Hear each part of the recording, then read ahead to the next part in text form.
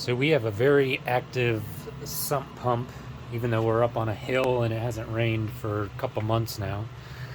So I built this sump pump data logger with an Arduino. So on the top line here, we have the date and time of the last sump pump run. And then we have run stats, so the number that's ran today, the D is day, M is per the total per month, and the Y is the runs per year.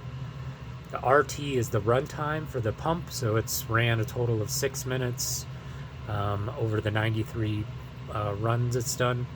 BR is between runs, so the time between sump pump runs it calculates. So right now it's pumping every 84 minutes.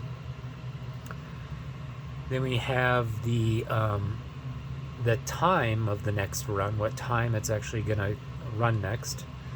The average gallons per day, how many gallons total it's pumped in the duration it's been booted for, which is 5 days, and then the date it was booted on.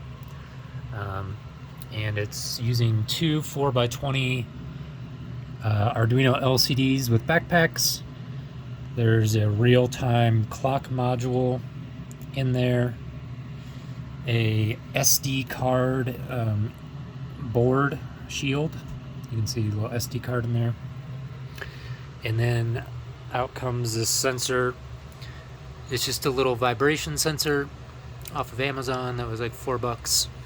So anytime the sump pump goes off, this pipe vibrates a little bit with the water going through it, which triggers the run there. And then of course that's plugged in to a battery backup, so it doesn't lose power and reset to keep the year month counters going and all that.